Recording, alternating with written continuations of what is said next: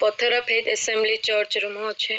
ମୋ pastor name Ashish Kumar ରାଜନ୍ସ and pastor ଦିଦି ହଉଛନ୍ତି କୁସୁମ ରାଜନ୍ସ।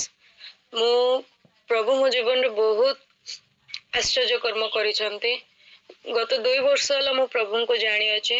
ତା ଆଗରୁ ମୁଁ ପ୍ରଭୁଙ୍କୁ ଜାଣିନଥିଲି। ମୁଁ ଗୋଟେ ହିନ୍ଦୁ ପରିବାର ଝିଅ। ମୁଁ ଯୋଉଦିନ ବାହା ହେଲି ସେଇ ଦିନ ହିଁ ପ୍ରଭୁଙ୍କୁ ଜାଣିଲି। ମୁଁ ଗୋଟେ ହିନ୍ଦୁ ପରିବାର ଝିଅ ହେଇକି ମଧ୍ୟ ପ୍ରଭୁଙ୍କ ପ୍ରିୟ ହୋଇଥିବା ଗୋଟେ ପରିବାରରେ ବାହା ହେଲି। ମୋର ମା ନଥିଲେ, ବାପା ଭାଇ ଥିଲେ, ସେମାନଙ୍କୁ ଛାଡିକି ଆସିଲି। ପ୍ରଭୁଙ୍କୁ ଜାଣିଲି ଆଉ ପ୍ରଭୁ ମତେ ଆଜି ବାପା ମା ସବୁ ଦେଇଛନ୍ତି। ପ୍ରଭୁକୁ ପାଇକି ଆଜି ମୁଁ ବହୁତ ଖୁସିରେ ମଧ୍ୟ ଅଛି।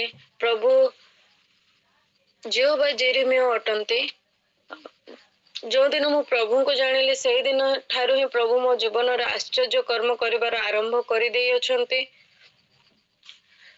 ଯେତେବେଳେ ବି ମୁଁ କୌଣସି ଜିନିଷରେ ଭାଙ୍ଗି ପଡେ, ଦୁଃଖରେ ଥାଏ, ତ ପ୍ରଭୁଙ୍କୁ ପ୍ରାର୍ଥନା କରେ କେମିତି କରିବି, କଣ କରିବି, ତ ପ୍ରଭୁ ସବୁବେଳେ ତାଙ୍କ ବାକ୍ୟ ଦ୍ଵାରା ଆଉ ତାଙ୍କ କଥା କୁହନ୍ତି, ଏମିତି କରିବାର ଅଛି, ସେମିତି କରିବାର ଅଛି।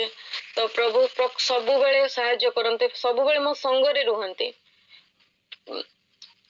ମୋ ପୁଅ ଜନ୍ମ ହେଲା ବେଳେ ମଧ୍ୟ ବହୁତ କମ୍ପ୍ଲିକେସନ ହେଲା। 7 month ରୁ ମୋ ପୁଅ ପେଟରେ ବୁଲିଲା ନାହିଁ ଆଉ ତାର 7 month ବେଳକୁ ତାର ସବୁ ୱେଟ ହେଇଥିଲା 710 ଗ୍ରାମ।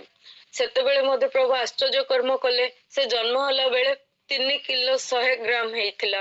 ତ ମୁଁ ପ୍ରଭୁଙ୍କୁ ମଧ୍ୟ ସେତେବେଳେ ଧନ୍ୟବାଦ ଦେଲି। ବହୁତ କମ୍ପ୍ଲିକେସନ ଆସିଗଲା। ସେ ଜନ୍ମ ହେଲା ବେଳେ ପେଟରେ ଛୁଆ ବୁଲିଲା ନାହିଁ, ଓଜନ ୱେଟ କମ ଥିଲା, ବହୁତ ଡରି ଯାଉଥିଲି। ସେତେବେଳେ ମଧ୍ୟ ପ୍ରଭୁ ସାହାଯ୍ୟ କଲେ, ତାକୁ ସୁସ୍ଥ ଭାବରେ ଜନ୍ମ କଲେ, ଏ ଜଗତକୁ ଆଣିଲେ ତାକୁ। ଯେତେବେଳେ କୌଣସି କଥାରେ ମୁଁ ଭାଙ୍ଗି ପଡେ, କଣ କରେ, ଆତ୍ମିକ ପିତା ଭାବରେ ମତେ ମୋ ପାଷ୍ଟର ଯିଏ ଅଛନ୍ତି ଆଶିଷ କୁମାର ରାଜନ, ସେ ମଧ୍ୟ ମତେ ସାହାଯ୍ୟ କରନ୍ତି। ପ୍ରଭୁଙ୍କୁ ଜାଣିଛୁ ତୁ, ସେ ମଧ୍ୟ ବାକ୍ୟ ଦ୍ଵାରା ମତେ ଷ୍ଟ୍ରଙ୍ଗ କରନ୍ତି। ଯେତେବେଳେ କୌଣସି ଇଏ କରେ ତ ଷ୍ଟ୍ରଙ୍ଗ କରନ୍ତି ବହୁତ। ଦିଦି ମଧ୍ୟ ବହୁତ ସାହାଯ୍ୟ କରନ୍ତି, ଏମିତି କରିବାର ଅଛି, ପ୍ରଭୁ ବହୁତ ପ୍ରାର୍ଥନା କରନ୍ତି, କୁହନ୍ତି ତୁ ପ୍ରଭୁଙ୍କୁ ଜାଣିଛୁ, ତୁ ସବୁ ଛାଡିକି ଆସିଛୁ, ପ୍ରଭୁଙ୍କୁ ପାଇଛୁ ମାନେ ପ୍ରଭୁ ତତେ ଆଶୀର୍ବାଦ କରିବେ।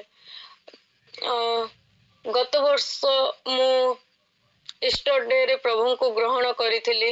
ମନ ପ୍ରାଣ ସବୁ କିଛି ପ୍ରଭୁଙ୍କ ଠାରେ ସମର୍ପଣ କରି ପ୍ରଭୁଙ୍କୁ ହିଁ ମୋର ନିଜର ସବୁ କିଛି ଭାବିକି ପ୍ରଭୁଙ୍କୁ ଜଳରେ ବାତିଷ୍ମ ବି ନେଇଥିଲି। ଏବେ ମଧ୍ୟ ମୋ ପୁଅର ଦେହ ଖରାପ ଥିଲା, ବହୁତ ଭୀଷଣ ଜ୍ୱର ହେଇଥିଲା। 3 ଦିନ ପୁରା ତାର ଦେହରୁ ଜ୍ୱର ଛାଡିଲା ନାହିଁ। ବହୁତ ପ୍ରାର୍ଥନା କଲି, କାନ୍ଦି କାନ୍ଦି ପ୍ରାର୍ଥନା କଲି, ପ୍ରଭୁ ତାର ଦେହ ଅସୁସ୍ଥ ଅଛି, ଏମିତିରେ ବି ତାର ଶରୀର ଅସୁସ୍ଥ ରୁହେ, ସେ ଷ୍ଟ୍ରେଂଥ ହେଇପାରେ ନାହିଁ। 10 ମାସ ହେଇଗଲାଣି ସିନା, ତାର ଓଜନ 6 କିଲୋ 7 କିଲୋ ହିଁ ରୁହେ, କେତେ ମାନେ ୱେଟ ବଢେ ନାହିଁ ତାହାର।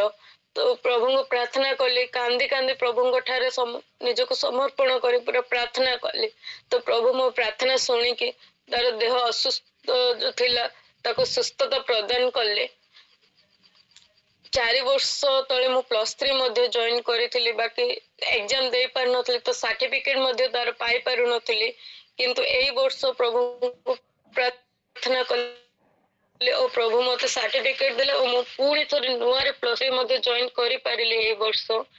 ତ ପ୍ରଭୁ ବହୁତ ଆଶ୍ଚର୍ଯ୍ୟ କର୍ମ କରନ୍ତି।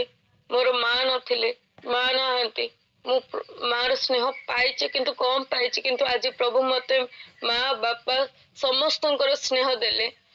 ମୋର ଶାଶୁଘର ପରିବାର ମଧ୍ୟ ମତେ ବହୁତ ପ୍ରଭୁଙ୍କ ଠାରେ ଦୃଢ ରହିବା ପାଇଁ ସାହାଯ୍ୟ କଲେ, ସମସ୍ତେ ମତେ ସାହାଯ୍ୟ କଲେ।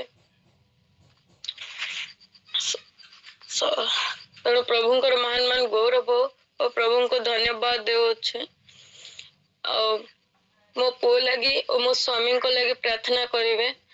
ମୋ ପୁଅ ପାଇଁ ପ୍ରାର୍ଥନା କରିବେ, ସେ ଯେପରି ସୁସ୍ଥ ସବଳ ଭାବେ ରହିପାରିବ ଓ ତାର ଶରୀର ସୁସ୍ଥ ରହିବ, ସେହିପରି ପ୍ରଭୁଙ୍କ ପାଇଁ ପ୍ରାର୍ଥନା କରିବେ ଓ ମୋ ସ୍ୱାମୀଙ୍କ ପାଇଁ ମଧ୍ୟ ପ୍ରାର୍ଥନା କରିବେ। ସେ ଯେପରି ପ୍ରଭୁଙ୍କ ଠାରେ ଦୃଢ ଭାବରେ ରହିପାରିବେ ଓ ବିଶ୍ୱାସ ସହିତ ରହିପାରିବେ, ତାଙ୍କ ପାଇଁ ପ୍ରାର୍ଥନା କରିବେ ଓ ମୋ ପରିବାର ପାଇଁ ମଧ୍ୟ ପ୍ରାର୍ଥନା କରିବେ। ମୁଁ ମଧ୍ୟ +3 ଜଏନ କରିଛି, ଯେପରି ମୁଁ ପଢାପଢି କରିପାରିବି ଘରକୁ ମଧ୍ୟ ସମ୍ଭାଳି ପାରିବି ସେଥିପାଇଁ ପ୍ରାର୍ଥନା କରିବେ। ସମସ୍ତ ବିଷୟରେ ପ୍ରଭୁ ମତେ ସାହାଯ୍ୟ କରିଛନ୍ତି। ଯେତେବେଳେ ଯାହା ବି ମାଗିଛି, ଯାହା ନ ମାଗିଛି ବି, ନ ମାଗିବା ଆଗରୁ ମଧ୍ୟ ପ୍ରଭୁ ମତେ ସବୁ ଯୋଗେଇଛନ୍ତି। ଆଗେ ଯେତେବେଳେ ମୁଁ ପ୍ରଭୁଙ୍କୁ ଜାଣିନଥିଲି ତ ମତେ ମୋ ବାପା ମା କାହାକୁ ବି ପାଟି ଖୋଲିକି କହିବା ପାଇଁ ପଡୁଥିଲା ଯେ ମତେ ଏଇଟା ଦରକାର ଅଛି ଆଣିଦିଅ, ମତେ ସେଇଟା ଦରକାର ଅଛି ଆଣିଦିଅ। କିନ୍ତୁ ପ୍ରଭୁକୁ ଜାଣିଲି ଯେତେ ନ ମାଗିବା ଆଗରୁ ପ୍ରଭୁ ଯେହୋବା ଜେରେମିୟା ଭାବରେ ମତେ ସବୁ କିଛି ଯୋଗେଇଛନ୍ତି। ମୋ ସାଙ୍ଗରେ ସର୍ବଦା ସବୁବେଳେ ରହିଛନ୍ତି। ପ୍ରତିଟି ମୁହୂର୍ତ୍ତରେ ସେ ମୋ ଜୀବନରେ ସାକ୍ଷୀ ଦେଲା ଭଳି କାର୍ଯ୍ୟ କରିଛନ୍ତି। ସବୁ କିଛି ମତେ ଯୋଗେଇଛନ୍ତି।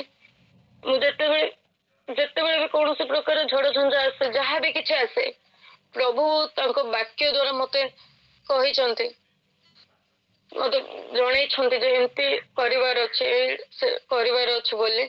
ଆଉ ସମସ୍ତେ ମତେ ଇଏ କରିଛନ୍ତି। ମୋର ପାଷ୍ଟର ଯିଏ ଅଛନ୍ତି ଆତ୍ମିକ ପିତା ଭାବରେ ଓ ପାଷ୍ଟର ଦିଦି ମା ଭାବରେ ମତେ ପିତା ମାତା ଭଳି ସବୁ ବିଷୟରେ ସବୁ ମୁହୂର୍ତ୍ତରେ ମତେ ବୁଝେଇଛନ୍ତି ଏମିତି କରିବାର ଅଛି, ସେମିତି କରିବାର ଅଛି, କୌଣସି ପ୍ରକାର ଭାଙ୍ଗି ଯିବାର ନାହିଁ। ଯେତେବେଳେ କୌଣସି ଦୁଃଖ ଆସେ ତ କୁହନ୍ତି ଦୁଃଖ କର ନାହିଁ କି କାନ୍ଦେ ନାହିଁ, ତୁ ପ୍ରଭୁଙ୍କ ଠାରେ କାନ୍ଦେ, ପ୍ରଭୁଙ୍କ ଠାରେ ପ୍ରାର୍ଥନା କରେ, ତତେ ସବୁ ସାହାଯ୍ୟ ମିଳିବ। ପ୍ରଭୁ ଅଛନ୍ତି ତତେ ଯୋଗେଇବା ପାଇଁ। ତ ସେଇଭଳି ଭାବରେ ମୁଁ ପ୍ରଭୁଙ୍କ ଠାରେ ପ୍ରାର୍ଥନା କଲି, ପ୍ରଭୁଙ୍କ ଠାରେ ଦୃଢ ବିଶ୍ୱାସ କଲି ଓ ସବୁ କିଛି ମତେ ସାହାଯ୍ୟ ହେଇଛି। ଆଉ ଆଗକୁ ମୁଁ ମଧ୍ୟ ଯେପରି ପ୍ରଭୁଙ୍କ ଠାରେ ଦୃଢ ଭାବରେ ରହିପାରିବି ଓ ପ୍ରଭୁଙ୍କର ସେବାରେ କାମରେ ଆସିପାରିବି ଓ ପ୍ରଭୁଙ୍କ ଠାରୁ ତାଙ୍କ ବାକ୍ୟରେ ଯେପରି ମୁଁ ଆଗକୁ ବଢି ପାରିବି, ତାଙ୍କ ଠାରୁ ନିବିଡ଼ ଭାବରେ ରହିପାରିବି, ସେଥିପାଇଁ ମୋ ପାଇଁ ପ୍ରାର୍ଥନା କରିବେ।